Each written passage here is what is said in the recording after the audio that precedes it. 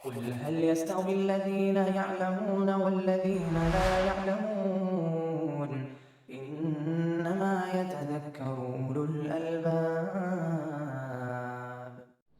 أشهد أن لا إله إلا الله.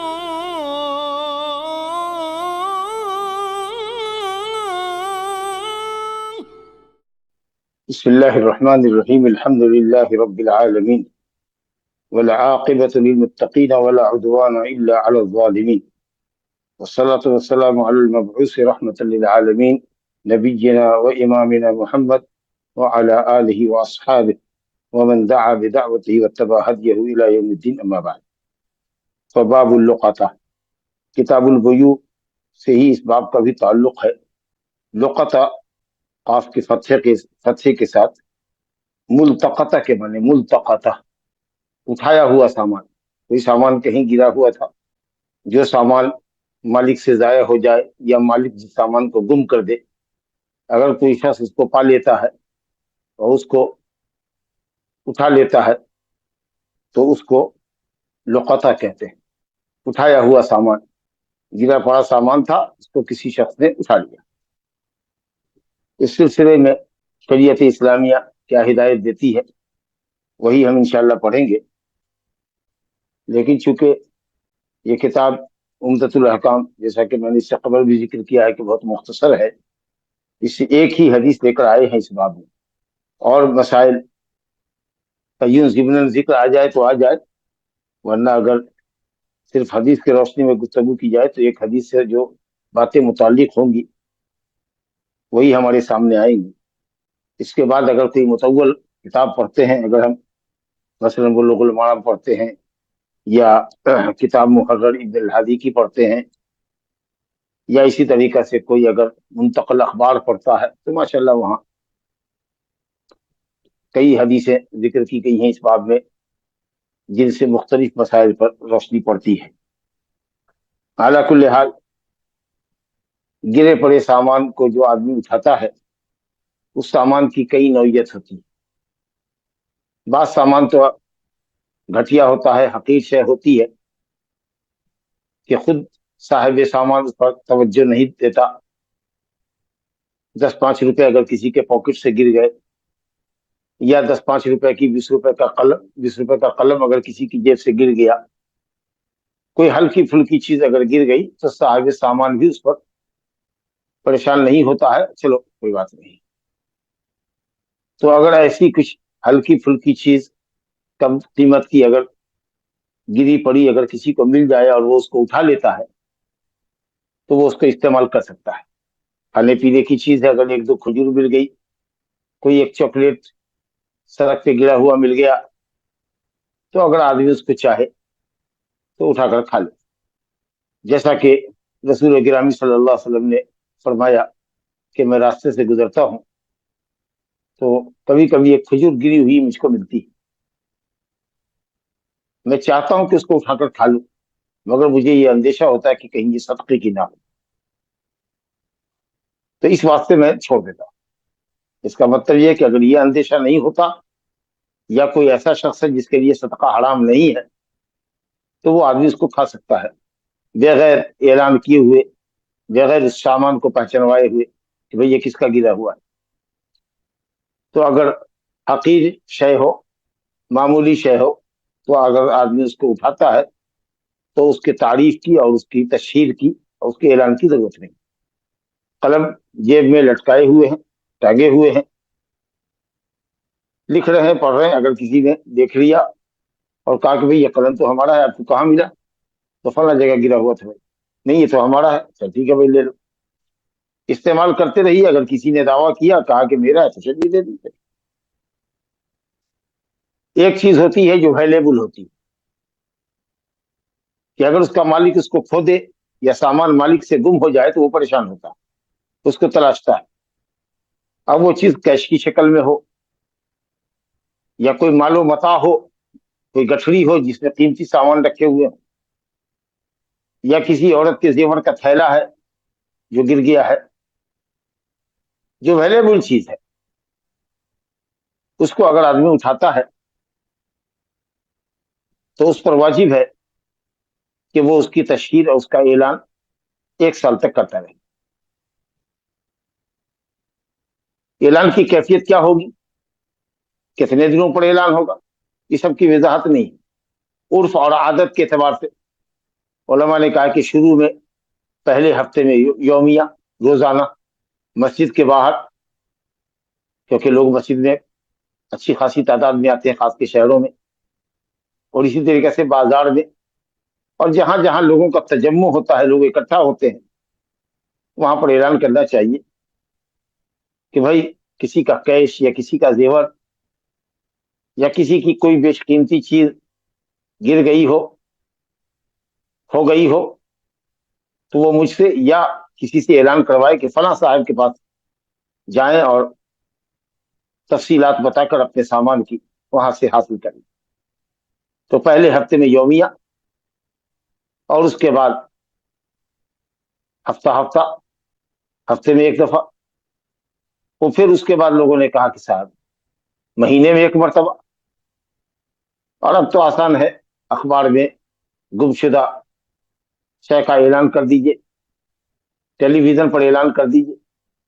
اب ظاہر ہے کہ اس میں تو اخراجات ہوں گے، یہ اشتہار ہے، اخبار والا تو یوں نہیں چھاپے گا، ٹیلی ویژن والا تو یوں اس کو نشر نہیں کرے گا، تو اس میں جو بھی قیمت لگے گی وہ بہرحال جس کا سامان گم ہوا ہے اس کو پیڈ کرنا ہوگا۔ اگرچہ کچھ لوگوں نے کہا کہ نہیں، واجد کو دینا ہوگا جس نے پایا ہے، لیکن صحیح یہ ہے کہ جس کا مال ہے، جس کو فائدہ ملنے والا ہے، تعارف یا تعریف اور تشہیر اور اعلان میں جو پیسہ خرچ ہوگا یہ اسی کو دینا چاہیے۔ جس کو فائدہ ہوتا ہے نقصان کی بھرپائی بھی وہی کرتا ہے، یہی صحیح قول ہے۔ اور پھر اگر 1 سال گزر جائے اور سامان والا نہ آئے تو نبی صلی اللہ علیہ وسلم نے فرمایا کہ تم جانو جو کرو گے، رکھو گے یا کھا جاؤ گے، استعمال کر لو گے، کر لو۔ اس کے بعد وہ آپ کی ملکیت میں آ جاتا ہے، آپ چاہیے نہ چاہیے وہ آپ کی ملکیت میں آ جاتا ہے۔ اب اگر آپ نے کھا لیا، اس کو کھانے کی چیز تھی یا کپڑا تھا اس کو آپ نے پہن لیا، یا گھڑی تھی آپ نے اس کو استعمال کر لیا یا بیچ لیا، یا پیسہ تھا اس کو آپ نے اپنی ذات پہ خرچ کر لیا، اس کے بعد اس کا مالک آیا جب وہ چیز ختم ہو چکی ہے، تو اب علماء میں اختلاف ہے۔ کس نے کہا کہ جب آپ ملکیت میں ہمارے آ گیا ہے، ملتقط کی ملکیت میں آ گیا ہے، جس نے لقطہ پایا تھا، تو اب ضمان اور تاوان اس کے اوپر نہیں ہے۔ لیکن جمہور اہل علم کہتے ہیں کہ نہیں، تاوان دینا ہو، آپ اب اس کو استعمال کر سکتے، گویا سال بھر پہلے تک استعمال نہیں کر سکتے تھے، سال مکمل ہونے کے بعد اب آپ کی ملکیت میں تو آ گیا ہے، بہی معنی کہ آپ اس کو استعمال کر سکتے ہیں۔ لیکن اگر جب بھی کبھی بھی کسی بھی وقت سال گزرنے کے بعد بھی اگر سامان کا مالک آتا ہے اور وہ صحیح نشان پتہ بتاتا ہے تو آپ کو وہ سامان دینا پڑے گا۔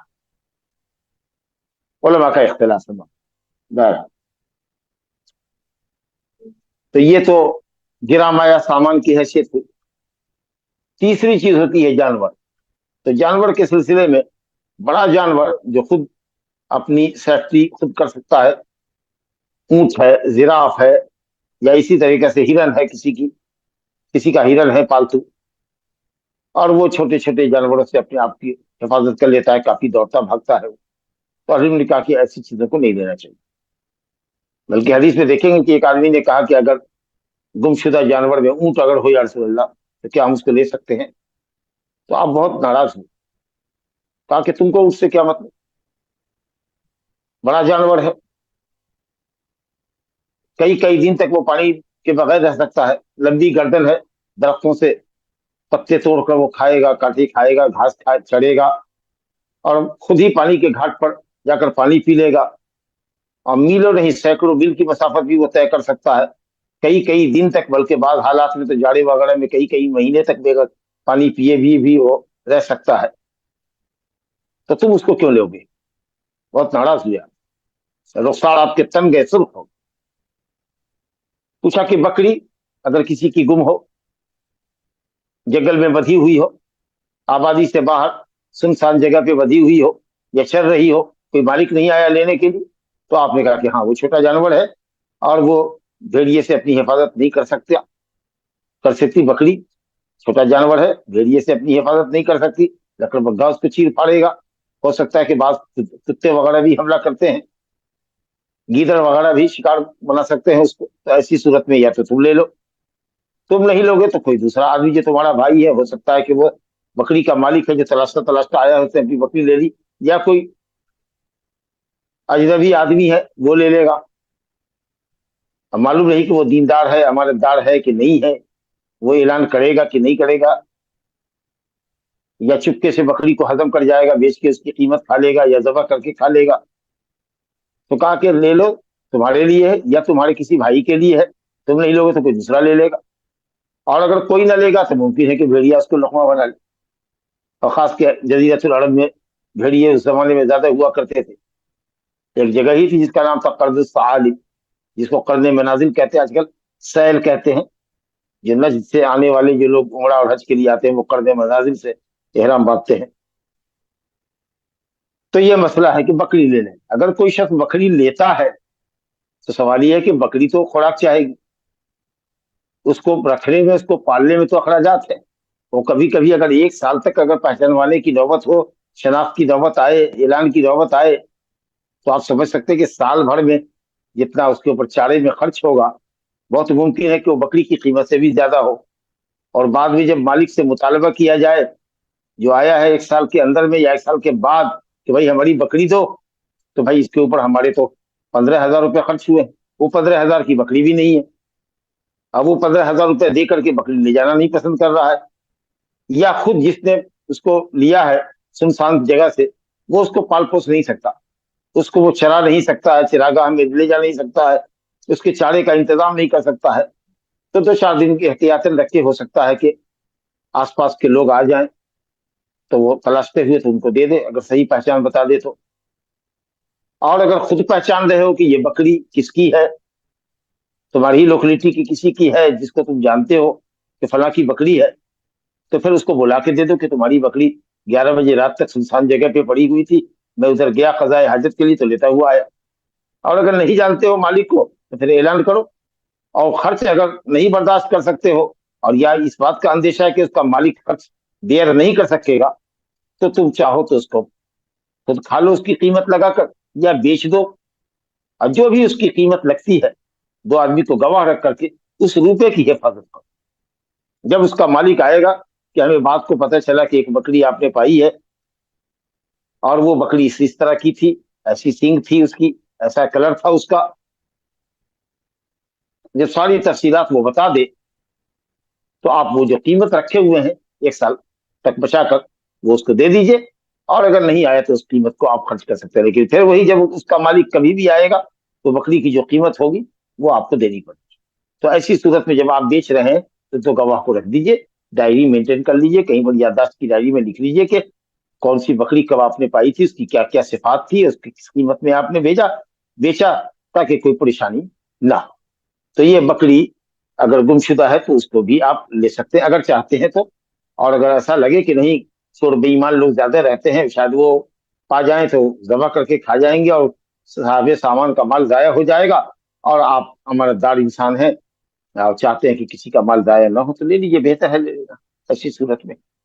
लेकिन खुद एक बड़ी रकम है भाई, बड़ी रकम है, और आपने उसको देखा और खुद अपने ही ईमान आपका डोलने लगा, और लालच से आंखें चमकी, या मुंह में पानी आ जाना जो कहते हैं कि भाई चलो इसको नहीं पहचानवाएंगे, तो हराम है आपके लिए कि आप सामान को छोड़ दीजिए।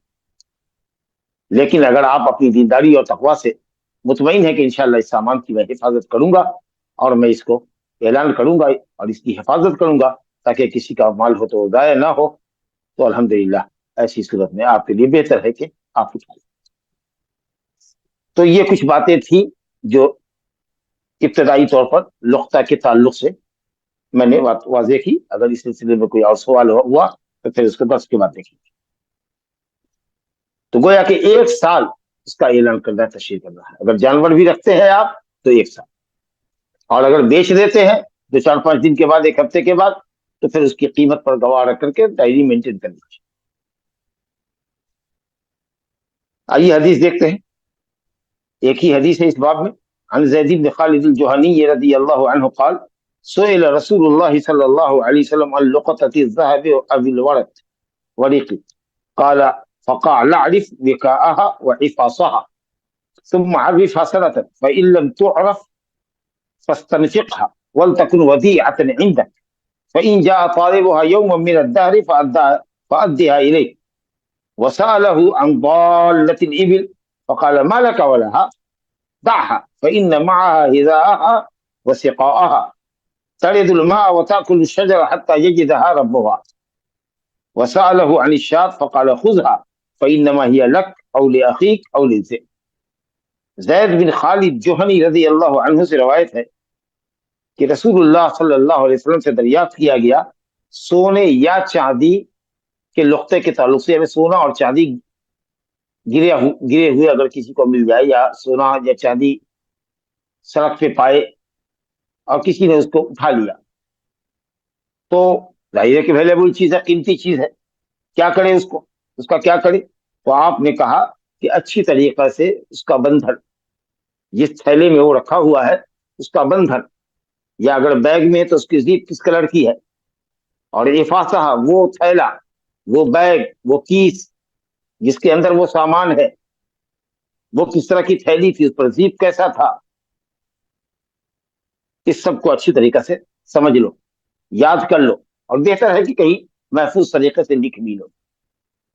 بعض علماء نے کہا کہ ہو سکتا ہے کہ کیش اماؤنٹ ہے، آپ نے گنا بھی نہیں ہے، لیکن جب گن کر کے وہ لے گا تو ہو سکتا ہے کہ 50,000 کا کیش ہو، 70,000 تھا، الزام آپ پر لگائے کہ 20,000 آپ نے اس میں خیانت کی ہے، نعوذ باللہ۔ اگر اس طرح کا بھی اندیشہ ہو تو بہتر ہے کہ دو امانت دار دیندار آدمی کو بلا کر کے اس کے سامنے اس رقم کو گن کر کے ڈائری مینٹین کر لیجیے، یا داشتی ڈائری میں نوٹ کر لیجیے رقم اور کس طرح کے نوٹس ہیں، اور ان دونوں کو کہہ دیجیے کہ کہیں بولنا نہیں ہے کہ اماؤنٹ کیا ہے اور کس طرح کے تھیلے میں ہے، اس کی زپ کیسی تھی، اس کو بات کو امانت رکھیے اپنے پاس، تاکہ ایسا نہیں ہو کہ کہیں یہاں وہاں بول دیں گے کہ کس طرح کی تھیلی تھی اور کتنا اماؤنٹ تھا، تو کئی لوگ اس کے دعوے دار پیدا ہوں گے۔ تو اس لیے کہا کہ دیندار امانت دار آدمی کے سامنے اگر اس کو کاؤنٹ کر کے لکھ لیتے ہیں تو بہت اچھا۔ چلیے یہ ضمنی بات آ گئی۔ تو کہا گیا کہ یا رسول اللہ سونا اور چاندی اگر گرا پڑا کسی کو ملے تو کیا کرے؟ کہا کہ اس کے بندھن کو اور اس کی تھیلی کو یاد رکھو، اور پھر اس سامان کو 1 سال تک لوگوں کے درمیان اس کا اعلان کرو، اور تفصیل بتا دیا ہے علماء نے کہ کس طریقے سے اعلان کی نوعیت کیا ہوگی، شروع کے ہفتے میں یومیہ، اور اس کے بعد پھر ہفتے میں 1 دن، اور پھر اس کے بعد مہینے میں 1 دن، اس طریقے سے۔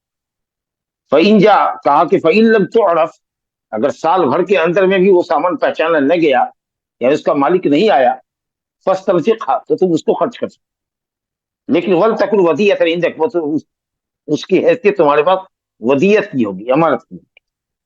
فَإِن جَاءَ طَالِبُهَا يَوْمًا مِنَ الدَّهْرِ فَأَدِّهَا إِلَيْهِ، کبھی بھی اس کا مالک اگر آ گیا تو اس کو دینا پڑے۔ اب بعض روایت میں ہے کہ فَشَأْنُكَ أَنْتَ، 1 سال کے بعد اگر نہیں آتا فَشَأْنُكَ أَنْتَ، تو تو سمجھ کے کیا کرے گا، رکھنا ہے تو رکھ، کھانا ہے تو کھا لے۔ اب کہا جب نبی صلی اللہ علیہ وسلم نے ملکیت سونپ دی ہمارے اور ہم اس کے مالک ہو گئے، تو پھر اگر سامان رہے گا موجود، گھڑی ہے جس کو ہم استعمال کر رہے ہیں، آئے گا پہچان بتاوے گا، دے دیں گے، لیکن اگر کوئی چیز خرچ کی جا چکی ہے تو تاوان نہیں۔ بعض اہل علم یہ کہتے ہیں اور بعض اہل علم کہتے ہیں کہ نہیں، جب بھی آئے گا اس کو دینا۔ مسئلہ سمجھ میں آ گیا 1 سال کا۔ وَسَأَلَهُ عَنْ ضَالَّةِ الْإِبِلِ، اب جو شخص آیا تھا، کوئی بھی آدمی رہا ہو، نام نہیں معلوم، اس نے پوچھا کہ اگر ضائع اونٹ ہو، گمشدہ اونٹ ہو، غائب اونٹ ہے، دیکھ رہے کہ کئی دنوں سے جنگل میں، کئی رات سے دیکھ رہے کہ جنگل میں وہ چل رہا ہے، ٹہل رہا ہے، لیکن کوئی آ کے لے نہیں رہا ہے، تو کیا میں اس کو لے لوں؟ یہ کہنا چاہتا ہے وہ شخص۔ تو آپ نے کہا ما لک ولا، تمہارا کیا معاملہ اس سے، تم کو کیا لینا دینا اس سے، تمہارا کیا سروکار اس سے؟ داہا، پھر آپ نے مزید وضاحت کی کہ اونٹ کے معاملے کو چھوڑو، اونٹ کو پکڑو مت، اونٹ کو لو مت، لے کر کے آؤ گے کہاں؟ کتنے لوگ ایسے ہوتے ہیں جن کے پاس اتنا بڑا مکان بھی نہیں ہوتا جہاں وہ اونٹ کو گھسا سکے، کہا اس کو چھوڑو، اس کے ساتھ اس کا جوتا ہے، یعنی گدے دار اس کا پاؤں ہے جو چلنے میں مدد کرتا ہے، اور وہ کنکریوں پر بھی اور بالو پر، سینڈ پر، صحرائی علاقے کا تو جہاز ہی کہلاتا ہے، تو زمین کی تپش اور کنکری کی چبھن بھی اس کے گدے دار پاؤں میں تکلیف کا باعث نہیں ہوتی ہے، میلوں چلا جائے، سینکڑوں میل چلا جائے. وہ سقاہا، اور اس کے ساتھ اس کا پیٹ ہے جو اس کے لیے کھانے اور پانی کو اسٹور کرتا ہے. گرمی کے دنوں میں بھی کئی کئی دنوں تک، ہفتہ 10 دن 12 دن 15 دن تک وہ بغیر پانی کے رہ سکتا ہے. اور جاڑے میں تو تجربہ کار لوگوں نے کہا ہے کہ صاحب وہ مہینوں رہ سکتا ہے بغیر پانی کے، ایڈجسٹ کر لیتا ہے. بہرحال تو یہ بڑا جانور ہے. ایسے ہی وہ پانی کے گھاٹ پر اترے گا، پانی پی لے گا، لمبی گردن سے درخت کے اوپر سے پتوں کو کھا لے گا، اپنا پیٹ بھر لیا کرے گا، جہاں تک اس کا مالک آئے گا اس کو لے کے چلا جائے گا. تمہارا کیا لینا دینا ان سے؟ اونٹ اور گائے جیسے جانور کو، بڑے جانور کو مت چھوڑو، اس کو رہنے دو اس کے حال پر. تو پوچھا اب کہ بکری کے بارے میں کیا حکم ہے؟ اگر بکری کسی کی ہو جو ایسے ہی کھیت میں ہے، آبادی سے باہر ہے، تو آپ نے کہا خدا، اس کو لے سکتے ہیں، اس کو لے لو. فَإِنَّمَا هِيَ لَكَ، وہ تمہارے لیے ہے یا تمہارے بھائی کے لیے ہے، یعنی کوئی دوسرا آدمی لے گا. اب چاہے وہ بکری کا مالک آ کے لے لے یا کوئی دوسرا آدمی آیا، اس نے دیکھا لے لیا، یا کوئی نہیں لے گا تو بھیڑیا لے لے گا، بھیڑیا کھا جائے گا. تو اگر بھیڑیا کھا جائے گا مثال کے طور پر، تو تاوان کون دے گا؟ بھیڑیا دے گا؟ نہیں دے گا. تو علماء ظاہریہ نے کہا کہ اسی طریقے سے اگر کوئی شخص لے لے تو بغیر پہچانوائے بھی اگر چاہے تو ذبح کر کے اس بکری کو کھا لے، یا جو لے وہ کھا لے. جیسے بھیڑیا کھائے گا ہم بھی کھا لیں. تو بھیڑیا کھائے گا تو کوئی فائدہ نہیں، لیکن انسان کھائے گا تو اس کا فائدہ ہو. یہ ظاہری حدیث سے ظاہری علماء دلیل پکڑتے، لیکن نہیں، یہ قول صحیح نہیں. فہی اللہ کا، یہ بکری تمہارے لیے ہوگی، تمہاری ملکیت میں آئے گی. کب؟ بعد تعریف سنتن کاملتن، 1 سال پہچانوانے کے بعد، اعلان کرنے کے بعد. جیسا کہ نبی صلی اللہ علیہ وسلم نے فرمایا کہ اگر کوئی صحابہ اویلیبل لیتے ہو تو عظیفہ سنتن، اس کو 1 سال اس کی تشہیر کرنی پڑے گی، اس کا اعلان کرنا. یہ معنی ہے لکا کا، یہ تمہاری ملکیت میں آئے گا جب 1 سال اس کا اعلان، اس کی تشہیر کر دو گے تب. اگر اس وقت تک رکھ سکتے ہو تو ٹھیک ہے، اور نہیں رکھ سکتے ہو تو پھر اس کو بیچ دو 1 آدھ ہفتے کے بعد، اور اس کی قیمت محفوظ رکھو. چلیے صاحب، یہ حدیث اس سلسلے کی جو تھی لقطے کی، وہ آپ کے سامنے آ گئی. اب جو باب ہے ہمارے سامنے وہ ہے باب الوصایا، وصیت کا باب. اور اس کے بعد لے کر آئے باب الفرائض، ترکے کا باب.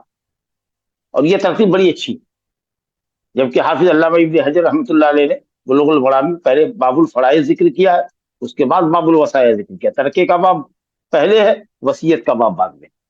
جبکہ ترتیب یہ چاہتی ہے کہ وصیت پہلے ہو، کیونکہ انسان زندگی میں وصیت کرتا ہے، اگرچہ اس کی تنفیذ، اس پر عمل ہوتا ہے موت کے بعد.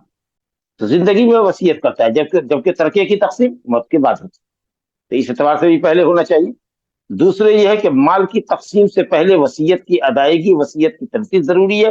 من بعد وصیت یوصی بها او دین، وصیت کو ادا کر دو، قرض ادا کر دو، تب ترکے کی تقسیم کرو. حالانکہ وصیت مقدم کیا گیا قرضے پر بھی، لیکن اصل ہے کہ پہلے قرض دو، اس کے بعد قرض کی چکتائی کے بعد، ادائیگی کے بعد جو مال بچ رہا ہے اس میں 1/3 تک وصیت کر سکتے ہو. لیکن اللہ نے وصیت کو مقدم اس لیے کیا دین کے اوپر کہ لوگ وصیت کی تنفیذ میں ٹال مٹول کرتے ہیں، جبکہ قرض تو واجب الادا ہوتا ہے. اور جو دائنین ہے قرض دینے والے، وہ تو چڑھ کر کے لے لیتے ہیں. لیکن وصیت چونکہ دینی کام ہے، دین کے ثواب آخرت کے لیے مال والے نے وصیت کیا ہے، تو مال بچے ٹال مٹول کرتے ہیں. اور خاص کہ جب قیمتی مال باپ نے وصیت کر دیا ہو تو وہ ٹال مٹول کرتے ہیں. اس لیے وصیت کی اہمیت کو بتانے کے لیے دین پر مقدم کیا گیا ہے، جبکہ حقیقت یہ کہ دین مقدم ہے وصیت پر. لیکن بہرحال وصیت، دین اور وصیت کے بعد جو مال بچے گا تو ترکے کی تقسیم ہوگی. تو اس اعتبار سے بھی ترتیب مناسب وہی ہے جو صاحب عمدۃ الاحکام امام عبد الواحد عبد الغنی مقدسی رحمۃ اللہ علیہ نے بیان کیا ہے. یہ ترتیب جو ہے آپ کی وہ صحیح ہے کہ پہلے وصیت، اس کے بعد باب الفرائض. خیر، وصیت کے اصل میں معنی جو لغوی ہوتے ہیں نا، وصیت ہو اور وصیت ہو یعنی وصلت ہو، کسی معاملے کو جوڑنا. تو وصیت کرنے والا کچھ مال اللہ کے راستے میں خیرات کر کے، کسی مسکین پر کچھ خیرات کر کے، یا کچھ مال ہبہ اور وقف کر کے اپنی دنیا کو آخرت سے جوڑتا ہے، تاکہ اس کا ثواب مرنے کے بعد بھی اس کے لیے جاری رہے. تو ایک اچھا کام ہے، نیکی کا کام ہے. صدقہ جاریہ ہوگا اس کے لیے. تو یہ ہے وصیت. اور اصطلاحی طور پر فقہا کے یہاں وصیت کہتے ہیں کہ مال کا تبرع کرنا جو موت کے بعد نافذ ہوگا. کوئی مال چاہے منقولہ ہو یا غیر منقولہ ہو، جائیداد ہو، زمین ہو یا کیش ہو، جو بھی ہو،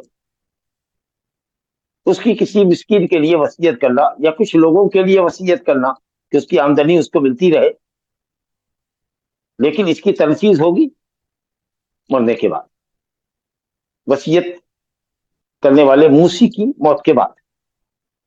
ایک ہوتا ہے موسی وصیت کرنے والا، ایک ہوتا ہے موصلی جس کے لیے وصیت کی گئی، اور ایک ہوتا ہے وصیت موصی بہ وہ مال جس کی وصیت کی گئی. اور یہ وصیت کے عمل کو وصیت کہتے ہیں کہ آپ نے وصیت کی. اب اس سلسلے کے اندر کیا ضابطہ ہے؟ یہ وصیت کیا واجب ہے یا مباح ہے یا مستحب ہے یا مکروہ ہے کہ حرام ہے؟ فقہا نے کہا کہ اصل میں تو یہ مباح ہے، واجب نہیں، لیکن ہو سکتا ہے کہ بعض حالات میں وصیت واجب. مثلا اگر کسی شخص کے اوپر کسی کا قرض ہے اور کوئی گواہ بھی نہیں ہے تو ضروری ہے کہ وہ وصیت کرے، بلکہ تحریر کر لے، لکھ دے کہ فلاں شخص کا ہمارے اوپر 1,00,000 روپیہ ہے، جو میں نے لیا تھا اب تک ادا نہیں کر سکا، میری موت ہو جاتی ہے ادائیگی سے قبل تو میری متروکہ جائیداد سے 1,00,000 روپے فلاں کی قرض ادا کیے جائیں. کیونکہ اگر وہ وصیت نہیں کرے گا اور گواہ بھی نہیں ہے تو اس کے بال بچے دینے میں آناکانی کریں گے، اور اس طریقے سے حقدار کا حق ضائع ہو جائے. اسی طریقے سے 2 سال کی زکوٰۃ اس پر باقی آ رہی ہے، کوئی نذر باقی آ رہا ہے، کوئی کفارہ باقی آ رہا ہے، تو اللہ کا قرض ہو کہ بندے کا قرض ہو، اس قرض کی ادائیگی اگر نہیں اس نے کی ہے تو واجب ہے کہ وصیت لکھے. اب حرام کب ہوگا؟ جبکہ کسی وارث کے لیے وصیت کرے. حدیث لا وصیت لوارث، وارث کے لیے وصیت نہیں ہے. اللہ تعالیٰ نے ہر وارث کو اس کا حق دے دیا، تو جو وارث بن رہا ہے آپ کے مال کا اس کے لیے وصیت حرام. یا نبی صلی اللہ علیہ وسلم نے فرمایا ہے کہ 1/3 سے زیادہ کی وصیت نہیں کی جا سکتی. اب اگر کسی نے 1/3 سے زیادہ کی وصیت کیا ہے تو یہ وصیت بھی حرام، اور وارث کے حق میں وصیت کیا تو یہ وصیت بھی حرام. مان لیجیے مکروہ کب ہوتا ہے؟ مال کم ہے، ورثہ زیادہ ہے، اور آپ اس میں وصیت کر رہے ہیں تو ظاہر ہے کہ یہ مکروہ ہے. آپ کے وارثان زیادہ مستحق ہیں کہ آپ ان کے لیے زیادہ سے زیادہ مال چھوڑیں. لیکن اگر ماشاء اللہ آپ کے پاس زیادہ مال ہے، 1/3 یا 1/4 اگر وصیت کر دیتے ہیں تو کیا بھی فرق نہیں پڑتا. مال آپ نے بہت چھوڑا ہے، کروڑوں کی جائیداد چھوڑی ہے، یا آپ کے ورثہ ماشاء اللہ مالدار ہے، سب برسر روزگار ہے، کوئی فرق نہیں پڑے گا. تو ایسی صورت میں مستحب کہ کچھ وصیت کر کے جائیں آپ، تاکہ وہ ذخیرہ آخرت اور ثواب آخرت کا ذریعہ. چلیے بہرحال تو یہ ہے وصیت جو آدمی کر کے جاتا ہے. اور آپ نے سن لیا کہ بعض حالت میں یہ واجب ہوتا ہے، بعض میں حرام ہوتا ہے، بعض میں مکروہ ہوتا ہے، اور بعض میں یہ مستحب. اب اگر کوئی شخص وصیت کرنا چاہتا ہو، واجب وصیت ہے تو کرے ہی، کرنا چاہتا کیا ہو. لیکن اگر واجب وصیت نہیں ہے، استحبابی یا مباح ہے کہ وہ چاہتا ہے ثواب آخرت حاصل کرے، تو ایسی صورت میں اس کو یہ چاہیے کہ وصیت نامہ تحریر کر لے. وصیت نامہ ہمیشہ اس کا تیار رہے تحریر کر لے. یہی حزم، دانائی، عقل مندی اسی بات میں ہے کہ اس کی وصیت اگر کرنا چاہتے ہو تو وصیت کرنا، کیونکہ معلوم نہیں کہ موت کب آ جائے. آپ کی بڑی لائبریری ہے، یہ کہاں جائے گی؟ کچھ اپنے بال بچوں کے لیے اگر وصیت کرنا چاہتے ہیں، تجہیز و تکفین کے امور کے تعلق سے وصیت کرنا چاہتے ہیں، اپنے مال و متاع کے تعلق سے وصیت کرنا چاہتے ہیں کہ کچھ مال خیرات جائے گا آپ کا، تو اگر کرنا چاہتے ہیں تو یہ مناسب نہیں ہے، یا یہ بات دانائی اور عقل مندی سے میل نہیں کھاتی ہے کہ آدمی ٹال مٹول کرتا رہے. بلکہ اگر وصیت کرنا تو اس کی وصیت لکھی ہوئی ہے، اس سے سراہنے میں. نبی صاحب نے فرمایا کہ 1 رات یا 2 رات یا 3 رات نہ گزرے مگر اس کی وصیت ہو، تحریری شکل میں ہو. 1 دن 2 دن 3 رات، 1 رات 2 رات 3 رات، یہ تحدید کے لیے نہیں ہے. لیلہ او لیلتین او ثلاث لیال آپ نے فرمایا ہے، تقریب کے لیے ہے کہ قریبی مدت میں اس کام کو انجام دے، جتنا جلد سے جلد. سوچنے کے لیے، سمجھنے کے لیے کیا کرنا ہے، کیا اس کا پلان ہوگا، کیا کرنا ہے، کیسے وصیت کرنی ہے، کس کو کرنی ہے، کتنا مال کرنا ہے، شریعت کے ضابطے کے مطابق تہائی اور اس سے کم ہونی چاہیے، تو یہ سب سوچنے کے لیے 1-2 دن کافی ہے، اور اس کے بعد آپ اس کو لکھ کے ہی رکھیے تاکہ موت آنے سے پہلے ساری کچھ چیزیں ڈیٹیلز میں ہوں۔ حقدار کا حق آپ پر ہے تو ضروری ہے کہ آپ لکھے ہی جائیں، اور اگر ثواب آخرت کے لیے کچھ کرنا چاہتے ہیں تو وہ بھی کر کے جائیے، لیکن وہ سب چیز تیار ہے، کیونکہ مومن کو ہر وقت موت کے لیے تیار رہنا چاہیے، معلوم نہیں کب موت دستک دے اس کو۔ تو نبی صلی اللہ علیہ وسلم فرما رہے ہیں، عن عبداللہ بن عمر رضی اللہ عنہما ان رسول اللہ قال ما حق امرئ مسلم له شيء یوصی فیہ، مسلمان شخص کو، مسلم ہے مذکر کا صیغہ ہے لیکن مسلمہ بھی اس میں داخل ہے، کیونکہ عام طریقے سے خطاب یا کلمہ لفظ مذکر استعمال کیا جاتا ہے، کیونکہ فی الجملہ مجموعی اعتبار سے مردوں کی جو صنف ہے وہ عورتوں کی صنف سے مجموعی اعتبار سے افضل، تو اس لیے مذکر کو خطاب کیا جاتا ہے، لیکن اگر حکم مردوں کے لیے خاص نہیں ہے یا عورتوں کی استثناء کی کوئی دلیل نہیں ہے تو اس حکم میں مرد عورت شریعت میں دونوں داخل، تخصیص کی کوئی دلیل ہونی چاہیے۔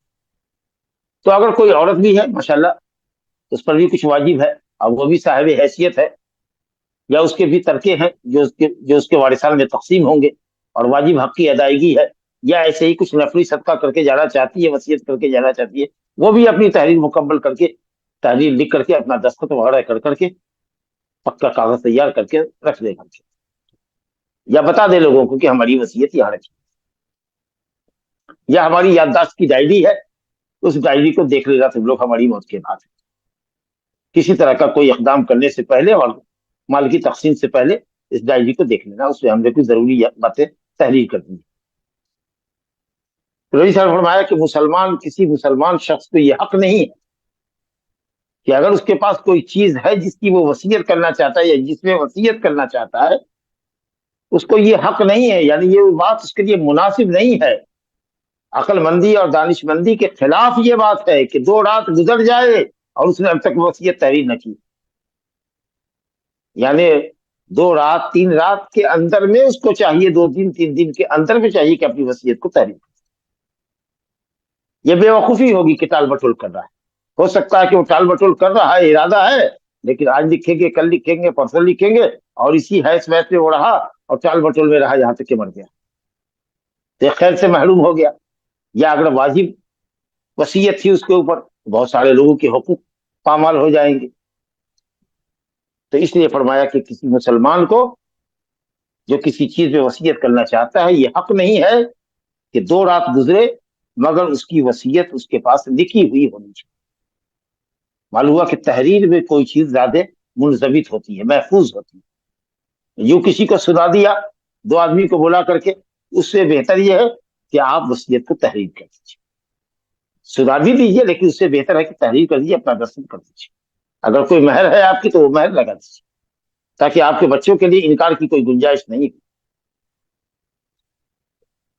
امام مسلم میں یہ ابن عمر رضی اللہ عنہ کی حدیث امام مسلم نے جو ذکر کی ہے صحیح مسلم میں، اس میں یہ کہ ما مرت علی، اس حدیث کے بعد 1 رات نہیں گزری جب سے میں نے یہ حدیث کو سنی مگر وہ کہتے تھے ابن عمر کہ میری وصیت ہمیشہ تیار ہے، اور اس میں حسب ضرورت اس میں اضافہ بھی کرتے جاتے تھے، یا کچھ کم کر دیا، کچھ سطر پر لکیر کھینچ دیا، پھر دوسری چیز اضافہ کر دیا، اس طریقے سے وہ وصیت تحریر کرتے رہتے۔ تو یہ ہوئی اصل میں دانش مندی کہ اگر آپ وصیت کرنا چاہتے ہیں یا آپ پر کسی کا حق ہے، دونوں ہی صورت میں، یا آپ اپنی دنیا کو یا اپنی آخرت کو اپنی دنیا سے جوڑنا چاہتے ہیں تاکہ صدقہ جاریہ رہے، صدقۃ جاریۃ، تو آپ اس کام میں جلدی کریں، تاخیر کریں۔ چلیے صاحب، دوسری حدیث وصیت کے باب کی، سعد بن ابی وقاص رضی اللہ عنہ کہتے ہیں جاءنی رسول اللہ صلی اللہ علیہ وسلم یعودنی عام حجۃ الوداع من وجع اشتد بی فقلت یا رسول اللہ قد بلغ بی من الوجع ما ترى وانا ذو مال ولا يرثني الا ابنة افاتصدق بثلث مالي قال لا قلت فالشطر یا رسول اللہ قال لا قلت فالثلث قال الثلث والثلث كثير الى آخر الحدیث۔ حدیث لمبی ہے، اور اس کے بعد بھی ایک چھوٹی سی حدیث ہوگی انشاءاللہ. 2 حدیثوں سے گزرنے کے بعد پھر اگر موقع رہا تو باب الفرائض میں داخل ہوں گے، اور نہیں تو پھر اس کو انشاءاللہ تعالی اگلے درس کے لیے اٹھا رکھیں. تو ابھی وصیت کا باب ہمارے ساتھ ہے، یہ سامنے ہے. عبداللہ بن عمر رضی اللہ عنہ کی ایک حدیث آپ نے سنی کہ وصیت آدمی کو چاہیے کہ جلد سے جلد اپنی تحریر کر کے رکھے. دوسری حدیث ہے سعد بن ابی وقاص رضی اللہ عنہ سے مروی حدیث ہے. آپ جانتے ہیں کہ اسلام کے عظیم سپہ سالار اور بڑے قدیم الاسلام کہتے ہیں کہ جب میں مسلمان ہوا تو میں 3 کا تیسرا تھا. آپ سوچ لیجیے کہ 3 ہی آدمی مردوں میں مسلمان تھے اور اس میں کا تیسرا میں تھا، اور 7 دن تک میں تیسرا ہی مسلمان رہا، کوئی چوتھا مرد مسلمان نہیں ہوا تھا. اتنے قدیم الاسلام ہے سعد بن ابی وقاص رضی اللہ. بدر میں بھی شریک ہوئے، تمام غزوات میں شریک ہوئے. بدر کا اس لیے ذکر کیا جاتا ہے کہ بدر کا واقعہ بھی بڑا مشہور ہے اور بدریوں کی فضیلت بھی بہت زیادہ ہے. اللہ نے کہا یعملوا ما شئتم، بدر کی جنگ میں شریک ہونے والے سے کہا جو چاہو آپ کرو، اللہ نے تمہارے گناہ کو بخش دیا. اللہ اکبر، اتنا بڑا انعام اللہ نے دیا. اور اسی طریقے سے احد میں تو اس قدر جانبازی سے لڑے اور تیر اندازی کی کہ نبی صلی اللہ علیہ وسلم کہتے تھے علم فدا کا ابھی ہوگی، میرے ماں باپ قربان ہو صاحب تم پر، تیر اندازی کرو تیر اندازی. تو پھر اور بھی جنگ میں صلح حدیبیہ کا بڑا اونچا مقام ہے، بیعت رضوان میں بھی رہے، فاتح فرس ہے، فارس کے فاتح ہے، عاشرہ مبشرہ بالجنہ میں ہے، سعد فی الجنہ و سعید فی الجنہ. یہ 10 افراد کے جو نام ہیں، ابو بکر فی الجنہ، عمر فی الجنہ الی آخر، اس میں حضرت سعد بن ابی وقاص کا بھی ذکر. اور حضرت عمر رضی اللہ عنہ نے جو مجلس شورا قائم کی تھی 6 آدمیوں پر مشتمل، جس میں کسی ایک شخص کو خلیفہ بنایا جائے، اور اگر 2 کینڈیڈیٹ ہو اور 2 ووٹ دونوں کو مل جائے تو بیلنسی ووٹ جو ہوگا وہ حضرت عبداللہ بن عمر کا ہوگا. وہ خلیفہ تو نہیں ہوں گے، خلیفے کی دوڑ میں تو شریک نہیں ہوں گے، لیکن اگر ٹائپ ہو جاتا ہے،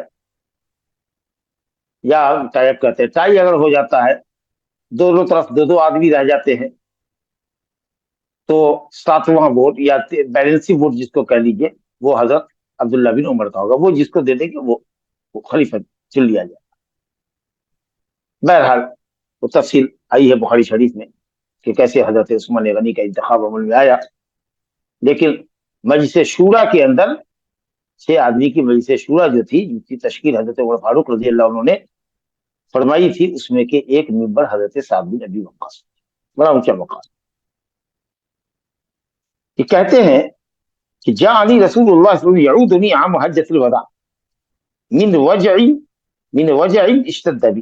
رسول اللہ صلی اللہ علیہ وسلم حجۃ الوداع کے ساتھ، یعنی سن 10 ہجری ذی الحجہ کے اندر میری عیادت کے لیے تشریف لائے، جب میری بیماری اور درد اور بخار تکلیف میری حد سے زیادہ بڑھ گئی. اس قدر شدید بیمار ہو گئے کہ حضرت سعد کو اب اپنی موت کا اندیشہ ہونے لگا. تو نبی کریم صلی اللہ علیہ وسلم کی عادت مبارکہ تھی، بیماروں کی عیادت کرتے تھے، تو آپ عیادت کے لیے تشریف لائے. حضرت سعد کہتے ہیں فقلت، میں نے کہا یا رسول اللہ قد بلغ بی من الوجع ما ترى، میری جو بیماری اور میری یہ تکلیف ہے اور جس شدت کو یہ ہے پہنچی ہوئی ہے وہ آپ ملاحظہ کرتے دیکھ رہے ہیں. وہ انا ذو مالی، اور میں مال والا، مال لکڑا ہے، ذو مالی، اور یہ لکڑا تکثیر کے لیے، یعنی میں بہت مال والا. آپ اس سے اندازہ کیجئے کہ آدمی عام طریقے سے مالدار بھی ہوتا ہے تو کہتا ہے نہیں ہمارا تو بہت مال نہیں ہے، ارے تھوڑا ہے، گزارا ہوتا ہے، دال روٹی چل رہی ہے، اس طرح سے لوگ بولتے ہیں. اور جب آدمی خود یہ کہے کہ میں بہت مال والا ہوں تو آپ سوچ سکتے ہیں کہ کتنا مالدار ہوں. تو یعنی واقعی مال کثیر تھا حضرت صاحب کے پاس. اور فرمایا ولا یرثنی الا ابنۃ، اور میری وارث صرف میری ایک بیٹی، ایک سنگل ڈاٹر ہے ہمارے پاس، لیکن مراد ہے اس میں میری اولاد میں، میرے پاس کوئی اولاد نہیں سوائے ایک بیٹی. اس کا مطلب یہ ہے کہ میرے دوسرے قریبی مذکر رشتہ دار جن کو اسبا کہا جاتا ہے، اس کی نفی نہیں ہے، علماء نے کہا کہ وہ ہیں ان کے پاس، وہ تھے، صرف ان کی اپنی اولاد میں، سلبی اولاد میں صرف ایک بیٹی تھی جو ان کی وارث ہوتی. تو ایسی صورت میں یا رسول اللہ میں چاہتا ہوں کہ مال کا بڑا حصہ اللہ کے راستے میں خیرات کر دوں، میں وصیت کرنا چاہتا ہوں، صدقہ کر دینا چاہتا ہوں. افاتصدق بثلث مالی، میں 2/3 مال، 2/3 پوری جائیداد کا کیا میں صدقہ کر سکتا ہوں؟ کمال ہے، یعنی صحابہ کرام کی عقل پر، ان کے ہنر پر، ان کے علم پر قربان جائیے کہ کوئی بھی بڑا کام کرنے سے پہلے، چاہے وہ مالیات کا مسئلہ کیوں نہ ہو، ان کا اپنا نجی مسئلہ کیوں نہیں ہو، کوئی فیصلہ کرنے سے پہلے نبی کریم صلی اللہ علیہ وسلم سے مشورہ لیتے تھے. کوئی بھی اقدام کرنے سے پہلے مشورہ لیتے. تو اس لیے پوچھ رہے ہیں وصیت کرنے سے پہلے کہ افا تصدق کو آپ کی رائے میں جاننا چاہتا ہوں. آپ تشریف لائیں عیادت کے لیے، تو پوچھ رہا ہوں کہ کیا میں اپنے مال کا 2 حصہ، 2/3 صدقہ کر سکتا ہوں؟ آپ نے کہا نہیں. لا. تو کہا فشتر یا رسول اللہ، آدھا مال، 50%؟ کہا نہیں. تو پھر میں نے کہا کہ تہائی، 33%؟ کہا کہ ہاں، الثلث، یہ چلے گا. اور آپ نے یہ بھی فرمایا کہ والثلث کثیر، تہائی تو بہت ہے، تہائی تو بہت بہت مال ہے، 1/3 مال کچھ کم نہیں ہوتا. یعنی وصیت کے باب میں ثلث کثیر ہے، مگر ثلث کیا جا سکتا. اور اس کی علت بتا رہے آپ کہ کیوں 2/3 نہیں کر سکتا، کیوں 1/3 نصف نہیں کر سکتا، 50%؟ اس لیے کہ انکا انتظر ورثتک اغنیاء، تم اپنے پیچھے اپنے وارثان کو مالدار چھوڑو، یہ بات بہتر ہے اس سے کہ تم ان کو محتاج چھوڑو، کہ تمہارے مرنے کے بعد وہ دوسروں کے سامنے ہتھیلی اپنے ہاتھ پسارتے پھرے، اے چچا پیس دیجیے، اے مامو پیس دیجیے، اے بھیا پیس دیجیے، ہماری یہ ضرورت ہے، ہماری وہ ضرورت ہے. اس طریقے سے تمہارے وارثان دوسروں کے سامنے ہاتھ پھیلاتے پھرے، اور تم نے ثواب آخرت کے لیے مال خرچ کر دیا. تو اس سے تو بہتر ہے کہ تم اپنے وارثان کو مالدار چھوڑو، تاکہ وہ بھکمنگی کے شکار ہو. انکا انتظر ورثہ، ان پڑھیں گے تو تعلیل یہ علت ہو جائے گی، یہ منع کرنے کی وجہ یہ ہے. اور اگر ان پڑھیں گے تو شرطیہ. تو کہا کہ تم اپنے ورثہ کو مالدار چھوڑو، یا کوئی بھی شخص اپنے ورثہ کو اپنے بعد مالدار چھوڑے، یہ بہتر ہے اس بات سے کہ وہ ان کو محتاج اور فقیر چھوڑے، کہ لوگوں کے سامنے وہ ہاتھ پسارتے تھے. اس کے بعد آپ نے فرمایا وَإِنَّكَ لَن تُنْفِقَ نَفَقَةً تَبْتَغِي بِهَا وَجْهَ اللَّهِ إِلَّا أُجِرْتَ عَلَيْهَا حَتَّى مَا تَجْعَلُ فِي امْرِئَتِكَ. کہا کہ تم ہرگز کوئی مال، کوئی نفقہ نہیں کرتے ہو جس کے پیچھے مقصد ہے کہ اللہ راضی اور خوش ہو. مالی واجب ہے، بیوی پر خرچ کرنا واجب، اولاد پہ خرچ کرنا واجب، لیکن اس واجب کو ادا کر رہے ہو، اس کو بیوی کو حق دے رہے ہو، بال بچے کے نفقے کا جو حق تم پر واجب اسلام نے کیا، وہ حق واجب ادا کر رہے ہو، لیکن نیت حسنہ ہے تمہارے دل میں یہ کہ اللہ تعالیٰ اس کو اجر دے، کہ میں ایک واجب اور ایک فرض کو ادا کر رہا ہوں. تو انما الاعمال بالنیات کے تحت رسول گرامی صلی اللہ علیہ وسلم فرماتے ہیں کہ کوئی بھی نفقہ، ایون جو تم پر واجب ہے، وہ خرچ اگر کسی کو دے رہے ہو اور اس کے پیچھے مقصد ہے کہ اللہ راضی اور خوش ہو، الا اجرت علیہا، تو واجب تو ادا ہوگا ہی. صرف یہ نہیں کہ تم بری ذمہ ہوگے، تم اپنی ڈیوٹی ادا کر لو گے، اپنا فریضہ ادا کر لو گے، بلکہ نیک نیتی کی وجہ سے اللہ تعالیٰ تم کو اجر و ثواب سے بھی دعا دے گا. حتی ما تجعل فی امرأتک، یہاں تک کہ وہ لقمہ جو تم اپنی بیوی کے منہ میں ڈالتے وہ بھی تمہارے لیے صدقہ ہے. یہ بات عام طریقہ سے آدمی مداعبت میں، ہنسی مذاق میں، پیار محبت کے اظہار میں بیوی کے ساتھ کرتا ہے. بیوی بیٹھی ہوئی ہے، کھانا کھلا رہی ہے، اب تو ساتھی لوگ کھاتے ہیں، لیکن عام طریقہ سے گاؤں دیہات میں آج بھی ایسا ہوتا ہے کہ مرد کے ساتھ عورتیں نہیں کھاتی ہیں، وہ اپنا الگ کھاتی ہیں. تو اگر آئی وہ کھانا لے کر کے اور سامنے بیٹھی ہوئی ہے، تو چلو بھائی ایک لقمہ بسم اللہ کر کے اپنے منہ میں ڈالا، تو ایک لقمہ بیوی کے منہ میں بھی ڈال دیا. تو یہ ایک طرح سے پیار ہے، اور میاں بیوی کے درمیان جو مذاق ہوتے ہیں، ہنسی مذاق جس کو کہتے ہیں، پیار کا اظہار، اس طرح کی نوعیت کی ایک چیز ہے. لیکن مقصد یہ ہے کہ چونکہ اللہ نے، اس کی رسول کی شریعت نے یہ کہا ہے کہ صاحب بیوی کے ساتھ احسان کرو، بیوی کے ساتھ خاطر و وداعات کرو، اس کے ساتھ اچھے سے پیش آؤ، اس لیے ہم اس کے منہ میں پیار سے لقمہ دے رہے ہیں. تو اگر یہ نیت ہے آپ کی، تو آپ نے فرمایا کہ وہ لقمہ جو تم اپنے بیوی کے منہ میں ڈالتے ہو پیار اور شفقت کے اظہار کے لیے، محبت کو بڑھانے کے لیے، وہ بھی تمہارے لیے باعث خیر ہے، اور وہ تمہارے لیے مثل صدقہ کی. تو اس کے بعد آئیے یہ دوسری بات وصیت کے سلسلے کی گفتگو ہو گئی. واجب اخراجات کے پیچھے بھی اگر نیک نیتی کار فرما ہے تو ثواب کا باعث ہے، اس لیے کوئی خرچ کر رہے ہیں آپ کو نیک نیتی کیجیے، رکھیے. اس کے بعد میں نے کہا کہ یا رسول اللہ میں تو بیمار ہوں، اب مجھے اندیشہ ہے کہ کہیں میری موت نہ ہو جائے. میرے اصحاب جو حجۃ الوداع میں آئے ہیں یہ حج کر کے چلے جائیں گے اور میں بیماری اور آزاری کی وجہ سے یہی پڑا رہ جاؤں گا، اور میری موت اگر یہاں ہو گئی اس شہر میں، جس شہر کو میں نے اللہ کے لیے چھوڑا ہے، ہجرت کی ہے مکے سے مدینے کے لیے، تو میرا ثواب ہجرت کا کم ہو جائے گا.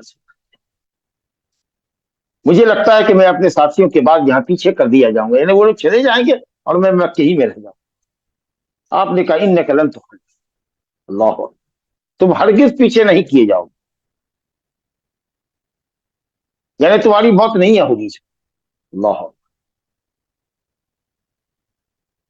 لیکن اگر بالفرض مان لو کہ اگر پیچھے کیے بھی جاتے ہو اور تم عمل کر رہے ہو اور مجبوری کی وجہ سے رہ رہے ہو، اپنی پسند سے نہیں ہے کہ تم مکے مدینے سے آئے ہو اور اپنی جائے ہجرت میں بالقصد و بالارادہ بلا عذر کے رہ رہے ہو یہاں تک کہ تمہاری موت ہو گئی، تو یہ تنقیص اجر کا باعث ہوگا، اجر و ثواب میں کمی ہوگی. لیکن ایک شخص بیمار ہے، ہاسپٹلائز ہے، اور موت کا وقت مقرر ہے، ہو سکتا ہے کہ وہ اپنی جائے ہجرت میں ہی مر گیا، انشاءاللہ اس کے ثواب میں کمی نہیں. تو تم ہرگز پیچھے نہیں کیے جاؤ. اور اگر کوئی کسی وجہ سے پیچھے کر کے رہ جاتا ہے اور کوئی نیک عمل کرتا ہے، یا جس قدر نیک عمل کرتا جاتا ہے رضا الہی کے لیے، کیونکہ اخلاص اللہیت کے بغیر تو کوئی عمل قبول نہیں ہے. دوسری شرط ہے سنت کے مطابق ہو تو تیرا درجہ اور ترقی اور بلندی بڑھتی چلی جائے.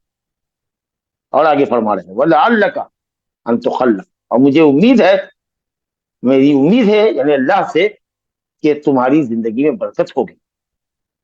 تمہاری موت کا ابھی وقت نہیں آیا ہے، اللہ تعالیٰ تم سے فائدہ لینا چاہتا ہے، تم سے کام لینا چاہتا ہے. قوموں کو تم سے نفع ملے گا، پہنچے گا، اور دوسرے قوموں کو نقصان ہوگا، یعنی کفار مشرکین کو، یہود و نصارہ کو، مجوسیوں کو، آتش پرستوں کو تم سے اللہ تعالیٰ نقصان پہنچانے والا ہے، اور اسلام کو اور مسلمانوں کو تمہارے ذریعے ترقی اور عزت دینا چاہتا ہے. اور الحمدللہ ثم الحمدللہ، نبی صلی اللہ علیہ وسلم نے جو امید ظاہر کی تھی وہ امید بڑھائی. اور یہ حضرت سعد جب مسلمان ہوئے تھے تو 17 سال کے تھے، اور ان کا انتقال ہوا ہے سن 55 ہجری میں، اور یہ واقعہ ہے سن 10 ہجری کا حجۃ الوداع کا. گویا کہ 45 سال اس کے بعد بھی حضرت سعد بن وقاص زندہ رہے. اب بڑے کارنامے انہوں نے انجام. اور دیکھیے اللہ کی قدرت، ابھی تو بیٹی ایک تھی، لیکن آگے چل کر کے اہل علم نے لکھا ہے کہ 10 بیٹے ہوئے ان کے، اور 12 بیٹیاں ہوئی. اب بعضوں نے تو کہا کہ 17 بیٹے 18 بیٹیاں ہوئی. تو کتنی دور اندیشی نبی صلی اللہ علیہ وسلم نے ان کو سکھائی، اور مستقبل کا خیال دیا کہ ابھی پریشان کیوں ہو، تو ابھی تمہاری ایک بیٹی وارث ہے، اور جس موت کا اندیشہ انشاءاللہ وہ ابھی نہیں آئے گی، اللہ تم سے بڑا کام لے گا، ابھی تم زندہ رہو گے انشاءاللہ. اللہ سے حسن ظن قائم کرتے ہوئے نبی صلی اللہ علیہ وسلم پورے وثوق کے ساتھ یہ کرنے کہ تم ہرگز پیچھے نہیں کیے جاؤ، تمہاری ہجرت کا ثواب اللہ تعالیٰ تم کو مکمل دے گا. اور جس قدر موت دیر سے آئے گی اور تم عمل کرو گے تمہارے درجے بلند ہوگی. اور اگر موت بھی آئی اور مجبوری میں تم رہ رہے ہو جائے ہجرت میں، تو انشاءاللہ ثواب میں بھی کمی نہیں ہوگی، اللہ بھی تم کو زندہ رکھے گا. لعلک ان تخلف، یہ تخلف ہے کہ تمہاری زندگی لمبی کی جائے گی، تمہاری موت کو اللہ مؤخر کرے گا. وہاں تھا تخلف کی ہجرت مہاجرین کے میں پیچھے رہ جاؤں گا، یہ لوگ مدینہ چلے جائیں گے، میں ہجرت کے ثواب میں پیچھے رہ جاؤں گا. پہلے تخلف میں یہ مطلب تھا. اور یہ دوسرا جو تخلف ہے اس میں یہ ہے کہ نہیں، زندگی دراز ہوگی اور موت پیچھے کر دی جائے گی، یعنی موت مؤخر ہو جائے گی. یہاں یہ مطلب یہاں تک کہ اللہ قوموں کو تم سے مسلمانوں کو فائدہ پہنچائے گا اور مشرکین کو کفار کو نقصان پہنچائے گا. اس کے بعد آپ نے دعا فرمائی اللہم امض لاصحاب ہجرتہم، اللہ میرے اصحاب کی ہجرت کو مکمل فرما، ان کو پورا پورا ثواب عطا فرما. ولا تردہم علی اعقابہم، ان کو ایڑیوں کے بل نہ پلٹا، نہ وہ اسلام سے پلٹے اور نہ ہی وہ جائے ہجرت میں سکونت کو پسند کریں بلا ضرورت، بلا مجبوری کے جائے ہجرت میں وہ بسنا پسند کریں. ولیکن البائس، افسوس کا اظہار کر رہے ہیں، ہائے افسوس، درد کا اظہار کریں، توجہ، وجہ کا، اپنے حزن کا، اپنے غم کا، اپنے اپنے درد بندی کا اظہار فرما رہے ہیں. اپنے نبی صلی اللہ علیہ وسلم اپنی درد بندی ظاہر کر رہے ہیں کہ سعد بن خولہ، یعنی ہماری اصطلاح میں کہہ لیجیے جو کہتے ہیں نا بیچارہ، افسوس کر رہے ہیں کہ جو مکے سے ہجرت کیا تھا اور سن 7 ہجری میں غالباً مکے میں اس کی موت ہو گئی. تو آپ صلی اللہ علیہ وسلم نے کہا کہ ہائے سعد بن خولہ، یہ عامری قریشی تھے، قریشی آدمی تھے. کچھ لوگوں نے کہا یمنی تھے، کچھ نے کہا فارسی ان نسل سے، لیکن صحیح ہے کہ مکی کے تھے، قبیلہ قریش کے تھے، قبیلہ بنو عامر تھے. تو کہا کہ ہائے افسوس، یہ سعد بن خولہ. نبی صلی اللہ علیہ وسلم اس کے لیے رسا کر رہے ہیں، یعنی افسوس کا اظہار کر. مرثیہ جو ہوتا ہے جس میں ہیجان برپا کیا جائے اور میت کے وارثان کو کے غم کو کڑیدا جائے اور ان کی بھولی بسری باتوں کو یاد دلا کر کے لوگوں کو رلایا جائے اور ان کے محاسن کو بیان کیا جائے جو مرثیہ لوگ پڑھتے ہیں، وہ تو حرام ہے. لیکن اگر ایک آدھ لفظ ہو یا اس میں آدمی اپنے دکھ کا ملال کا اظہار کرے کہ ہائے بیچارہ سعد، وہ رہ گیا مکے میں اور شاید بلا عذر رہ گیا اور اس کی موت واقع ہو گئی، تو اس کے ثواب ہجرت میں کمی واقع ہوئی. تو اس بات کے اوپر آپ ملال کا اظہار کر رہے ہیں کیونکہ وہ مر گئے تھے مکے میں، جو ان کا مہاجر تھا، جائے ہجرت تھی. لیکن الحمدللہ سعد رضی اللہ عنہ کو نبی صلی اللہ علیہ وسلم نے حوصلہ دیا اور کہا کہ حوصلہ رکھو، انشاءاللہ تعالیٰ تمہاری ہجرت کا ثواب کم نہیں ہوگا، اللہ تعالیٰ تمہاری ہجرت کو جاری رکھے گا. اور اے اللہ ہمارے تمام صحابہ کی ہجرت کو جاری رکھ، مکمل فرما، ان کو مکمل ثواب سے بہرہ فرما. اور اے سعد تمہاری عمر لمبی ہوگی، اور جیسا کہ آپ نے سنا کہ اس کے بعد بھی 45 سال تک زندہ رہے، وللہ الحمد والمنہ. تو آپ نے یہ حدیث تفصیل سے سنی. اور یہ جو حدیث آپ نے فرمائی ہے کہ حضرت سعد کو کہ 1/3 پر آ کر کے آپ رک کے کہا کہ ہاں 1/3 کر سکتے ہو، لیکن یہ بھی بہت بڑی رقم.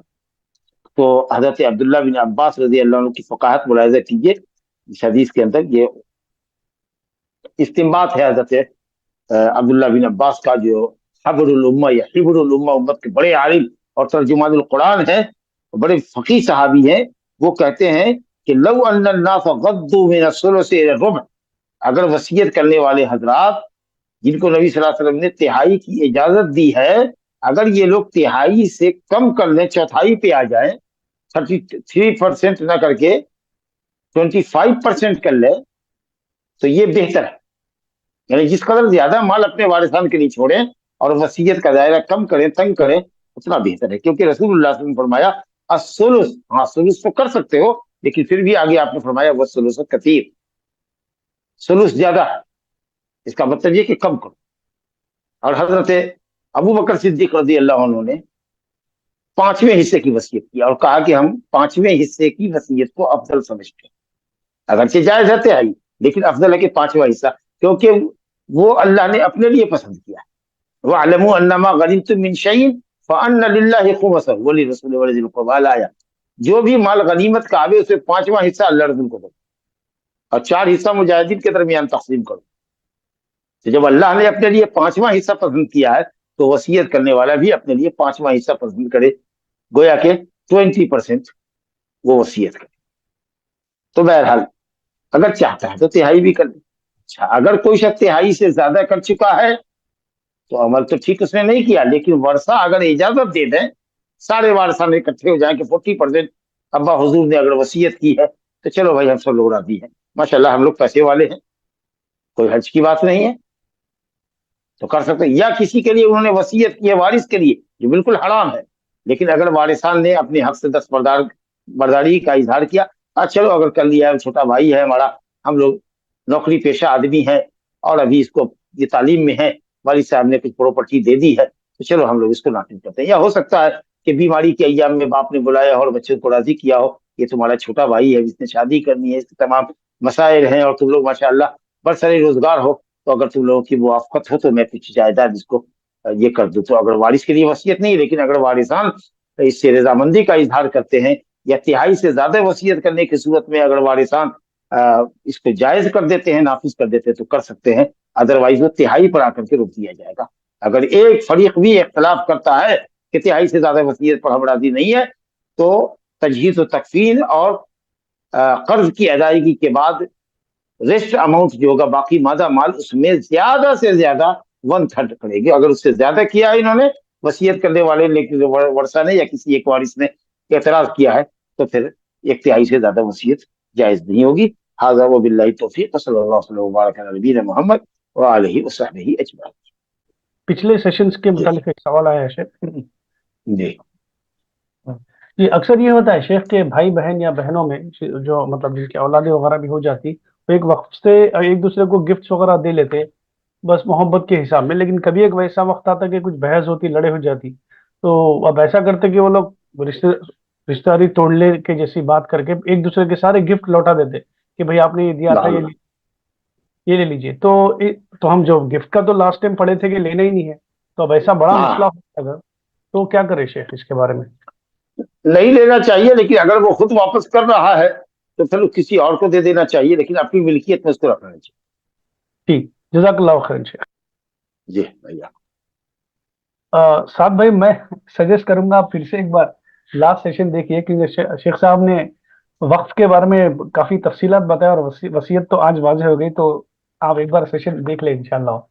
بھائی نے سوال پوچھا شیخ وقف اور وصیت میں کیا فرق ہے، تو میں بھائی کو ریکویسٹ کرا۔ ایک ہی چیز ہے، بس یہ ہے کہ وصیت کسی خاص کے لیے بھی ہو سکتی ہے، وقف کو بھی آپ وصیت کر سکتے ہیں کہ اس نے وقف کی وصیت کی ہے کہ صاحب اتنی جائیداد موقوف ہوگی۔ موقوف کا مطلب یہ ہے کہ اس کا فائدہ لوگوں میں تقسیم ہوگا، شے اصل میں بکے گی نہیں۔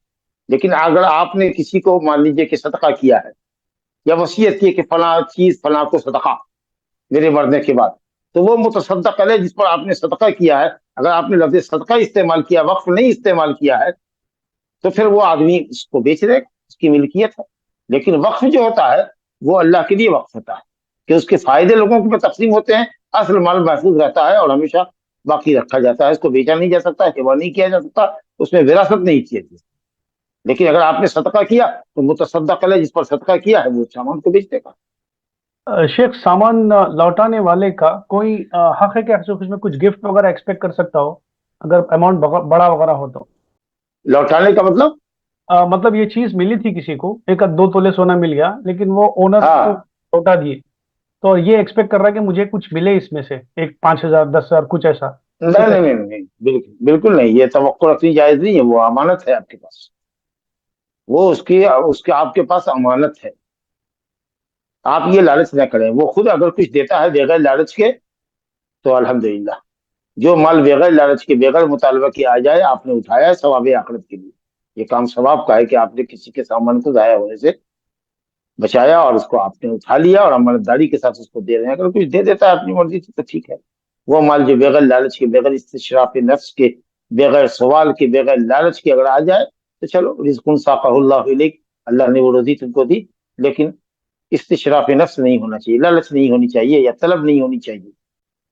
جی شیخ ایک ربا کے باب سے متعلق ایک سوال ہے کہ آپ مثلا کسی کو ایک آپ مدد کر رہے یا کچھ فیور کر رہے، مطلب اس کے لیے کچھ ہیلپ کر دے رہے، لیکن آپ بدلے میں کچھ امید رکھ رہے اس سے کہ میرے کو بھی وہ کچھ امید کرنا، تو کیا یہ ربا میں آئے گا شیخ؟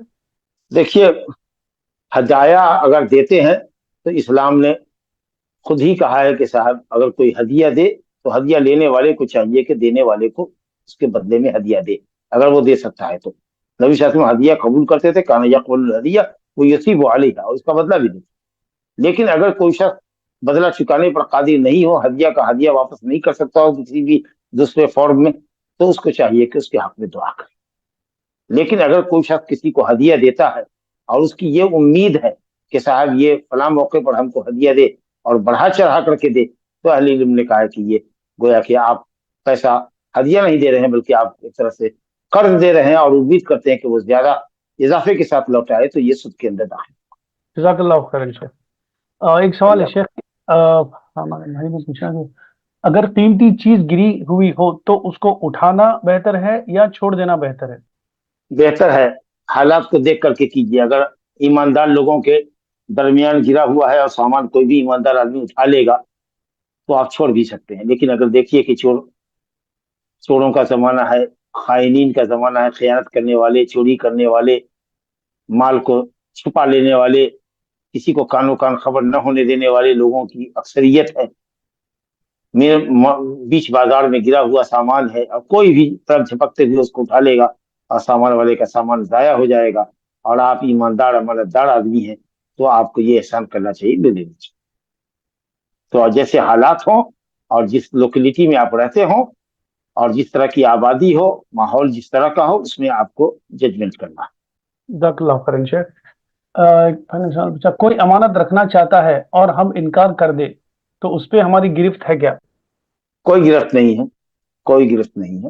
اگر آپ امانت نہیں رکھنا چاہتے ہیں تو آپ معذرت کر سکتے ہیں. ویسے یہ سمجھ لیجئے کہ اگر امانت دار آدمی کسی کی امانت رکھتا ہے اور کوئی کوتاہی نہیں کرتا اس کی حفاظت میں، لیکن اگر وہ سامان ضائع ہو جائے یا اللہ قدر اللہ گھر میں آگ لگ جائے اور ہمارے ڈاکومنٹس کے ساتھ اس کے ڈاکومنٹس جل جائیں، ہمارے پیسے کے ساتھ اس کے پیسے ضائع ہو جائیں، گھر میں چوری ہو جائے، ڈاکہ زنی ہو جائے، پیسے لٹ جائیں اور اس میں کوئی ہماری کوتاہی کو اور ہماری حفاظت میں تساہلی کو دخل نہیں ہے، تو پھر امانت دار کے اوپر ضمان اور تاوان نہیں. اگر کوتاہی کرتا ہے اور جان بوجھ کے اس کے سامان کو ضائع ہونے دیتا ہے تب تو تاوان لگے گا، لیکن اگر یوں امانت دار کے یہاں سے مال ضائع ہو گیا اور اس کے ضیاع میں کوئی سستی اور کاہلی امانت دار سے نہیں ہوئی ہے تو وہ تاوان دینے کا قطعاً وہ مکلف نہیں ہے. اس کے بعد بھی اگر آپ نہیں کسی کا رکھنا چاہتے ہیں تو آپ ٹھیک ہے، بہتر ہے. یا آپ یہ سمجھتے ہیں کہ ہم سے خیانت ہو جائے گی یا ہم اس کے پیسے کو خرچ کر دیں گے بغیر اجازت کے، یا کوئی بھی شکل ہو سکتی ہے، یا ہم خود صاحب حاجت ہے، ہو سکتا ہے کہ صاحب ہم کر دیں اور پھر وقت پہ امانت دار کو اس کی امانت لوٹا نہ سکیں. اگر اس طرح کا اندیشہ ہے تو آپ اگر سمجھ رہے ہیں کہ اس کو نہیں رکھنا چاہیے آپ کو، تو آپ پابند نہیں ہے کہ صاحب آپ اس کو رکھیں. جی شیخ، جزاک اللہ خیرن شیخ. بھائی لوگ، ہم آج کے سیشن کا لاسٹ سوال لیں گے انشاءاللہ. یہ شیخ، یہ اکثر ہمارے مطلب رشتہ داروں میں جب ایک دوسرے کے گھر جایا جاتا ہے تو چھوٹے بچے کیا ہے کبھی کھیل کر وغیرہ کوئی سامان کو نقصان پہنچا دیتے ہیں شیخ. اب کبھی سامان وہ چھوٹا بھی رہتا، کبھی سامان بڑا بھی رہتا، تو اس حالت میں کیا کرنا چاہیے شیخ؟ جو بچہ سامان وغیرہ خراب کرا اس کے ماں باپ کو بھر دینا چاہیے یا کیا کرنا چاہیے؟ بہتر ہے کہ اس کی بھرپائی کر دیں. اگر وہ خوشی سے کہیں کہ نہیں بچہ ہے اور نادانی میں ہوا ہے اور قطعاً اس کی کوئی ضرورت نہیں ہے اور ہم الحمدللہ اس کو خریدنے پر قادر ہے، تو کوئی بات نہیں ہے، تو آپ ایسا نہ کریں. لیکن اپنی طرف سے بہرحال بھرپائی کے لیے حسن اخلاق کا مظاہرہ کرنا چاہیے. حالانکہ بچہ ہے، مکلف نہیں ہے، لیکن یہ ہے کہ اگر بھرپائی کر دیتے تو ہذا من باب الاحسان، یہ اچھا ہے. جزاک اللہ خیرن شیخ. آج کے سوال مکمل ہوئے شیخ. بارک اللہ فیک. حیاکم اللہ. لا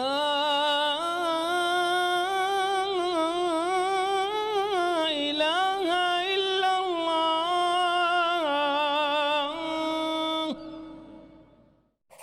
قل هل يستوي الذين يعلمون والذين لا يعلمون